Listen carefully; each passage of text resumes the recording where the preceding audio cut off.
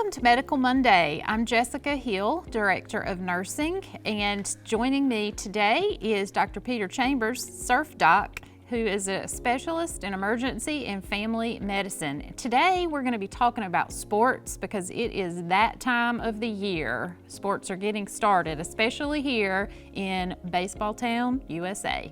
Hey, Jess. Hey. How are you? I'm good. How are you? Good. Happy New Year to you. Happy New Year to you. We're embarking on the beginning of sports season, aren't we? Absolutely. Pros- Softball registrations opened yesterday. Softball registration. We got the NFL playoffs going on. We're pre-Olympics, my favorite time every 4 years. Yes. People are more sports-minded. Let's talk about sports today. Let's do it. Let's talk about what is so good about sports for kids. We got a lot of kids who play sports around here. Sports, it's a good thing for kids. I mean, they learn a lot. I think every kid should learn to play some kind of sport. They don't have to master it. They don't have to go to the pros, but they should participate. They learn to win. They learn to lose. They learn leadership. They learn to deal with leadership. They learn with peers. They get great exercise. It's perfect medicine for a developing kid. Socialization. That's the key, socialization. Absolutely. So what about what's a fundamental rule? Whenever you start to put your kids in sports or your children are playing in high school or school ball, rec ball, what's a fundamental rule from the Surf Doc? What should we all keep in mind? People ask me that, and it's kind of a simple rule. It makes common sense, but it makes people think, and it's like, it's supposed to be fun for the kid. Yeah. When it stops being fun, it's time to reevaluate. Reevaluate the sport, reevaluate the coach, reevaluate your kid, what it's doing to your family. When it becomes a chore and you've got the kids saying, I don't want to go to practice today, or they start getting sick so they don't want to go to practice, it's time to look at it again. But basically, sports are there not as torture, it's supposed to be fun. Right. And help kids grow. Help kids grow, help them mature. Absolutely. So how do we need to prepare our kids for this season coming up whenever it's time for sports? What are the most important things to do to make sure your kids are prepared and your family's prepared? Talk about all the things about the sport other than the sport. Talk about conditioning, talk about hydration, talk about sleep, talk about how it's going to change the structure of the family. Maybe that family home meal that we have once a week, that's going to change because of getting to and from practice, schedules, transportation. There's lots of changes that take place in a child's life and a family's life, as you know, because you've got kids that play sports. Talk about those things. Don't just talk about the sport. So it's in preparation. Sometimes it reorganizes your entire weekly schedule. Yeah, it's hard. It's hard. Bedtimes, homework time. And it affects the family, not just the athlete. That's It's in right. the family. So be aware of that and talk about it. You know, your brother's going to be playing softball now or baseball. You know, your pickup times are going to be a little different, so do that. Second thing I always tell people is know your coach. Know who is in charge of your child when you're participating in sports. Like anything else, good coaches, bad coaches, there's good teachers, there's bad teachers. But you're trusting a lot of development and health-related issues to a coach. Coaches need to be aware of child development, not just the sport itself. Right. So make a point of knowing the coach, talk to the coach, watch the practices. Don't just drop them off. See what's going on, you know, kind of visualize what's going on. Yeah, there are a lot of physical exertion that That's happens right. during sports, but there's also a lot of mental and emotional aspects to going to practice, being on a team, winning and losing a game. Yep, and see how that's handled with the coach. You know, the win at all costs coach is what you don't want. And I think it's a little different than it was when I was growing up in sports. We kind of had more of the win at all costs. Now people are a little bit more conscious of some of these other things. Yeah. So show up and see what the child goes through. And plus it gives you something to talk to them about. Hey, I saw that drill. I saw when you were in the pool. I saw this. And you can talk to them about it. And you're involved, not just dropping your kid off for sports. It's not Right. just a babysitter. And you grew up in California, right? Big town? Yes, Big city. Southern California, west side of Southern California. Sports are big out there. I was a swimmer and a water polo player. I swam competitively from 5th grade on. And Gives you a lot of good skills, right, to take forward in life. and I think positive. I probably wouldn't be where I'm at today without competitive swimming. Yep. It was a lot of fun. It was a lot of hard work, but I can recall in retrospect, there was times I probably didn't want to do it. But my parents encouraged me appropriately or let me take a day off Right. or would supplement it with something. But they were adamant that I swam, and they did a good job with monitoring all. Yeah. Of course, my dad was, mom were involved. I went to every Sure. game. You know. That's right. One good thing I think here in our local areas, we have a lot of volunteers, especially in rec sports. And it's a small community, so a lot of the times you know the coaches personally. Right. They're, you know, your kids are friends with them. Yeah. So I think that makes it a little easier around here too, that you know who is Right. taking care of your kid. And we're glad that we have those volunteers. I mean, they're Absolutely. giving their time, their energy, and families support the coaches too. They're part of the team. You know, if you can That's do that right. little extra for the coach, means a big deal. Yes, for sure. Let's talk about conditioning and injuries. What does that mean for somebody who is 5 and getting ready to play t-ball versus somebody who is in high school getting ready to play a varsity game? Conditioning is a little different for a t-ball as well to a varsity player, of course. But warming up is good for any age. They have to warm up. Stretching is a good thing. Hydration. Hydration starts the day before. It's not like you're going to practice, drink something now. Hydration starts the day before. So make sure your student athlete is hydrated all the time, and you're forcing that water on them or the sports drinks on it the day before. It's just as important. I think a lot of the times people think about being dehydrated when it's very hot outside, which it gets very hot around here, Right.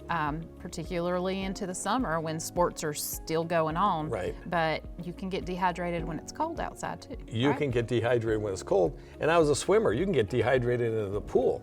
Somehow people don't realize you need to hydrate while you're swimming laps.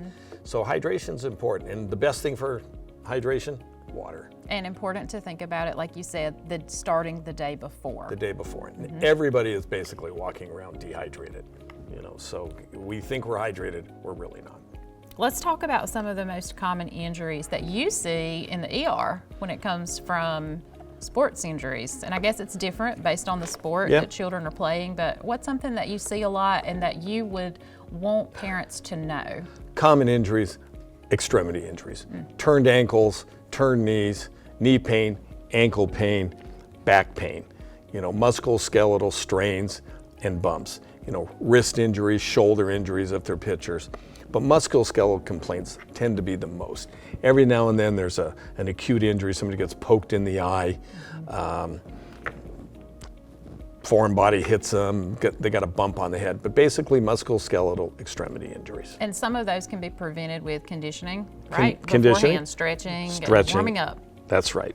So my daughter got a brand new softball bat last week, and it's been raining quite a bit, so she went out this past weekend to use her new bat and has been complaining of her shoulder and her arm ever since that she's been out and tried to hit with this new bat. And I said, you didn't warm up. That's the key. So what would you say to people who maybe have some children who've got some of these complaints about their ankles or their arms? Listen when to should them. they come see you? Listen to them. If it's persistent pain, if it doesn't get taken care of, a little bit of ice or a little bit of support, things that are persistent or worsening. All right? Okay. All right.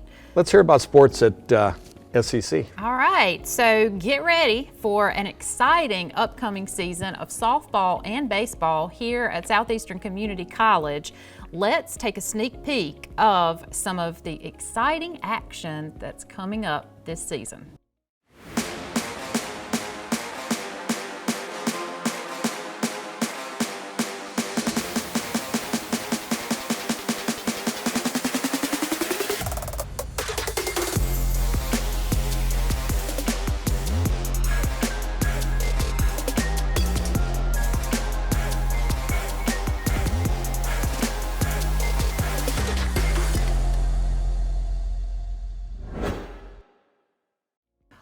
Let's talk about injuries a little bit more, because I would say as a parent and wanting to know what to do at home before I have to take my child to a doctor or to the emergency room and incur that cost, what can I do at home for some of these musculoskeletal injuries that we've talked about, sore ankles, sprained And most injuries, wrist. you don't have to rush off to the emergency room. Of course, if it's abnormal swelling, if it's a deformity, please come see us in the emergency room. But those average, lumps and bumps, ICE is your friend. Remember the acronym RICE, R-I-C-E.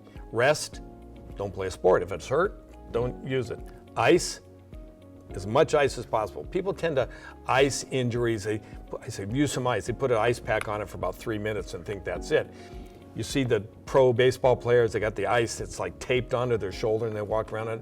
When you ice, leave it on. Leave it on for half an hour, 40 minutes. Leave it on for 20 minutes, take it off for 20 minutes, put it back on.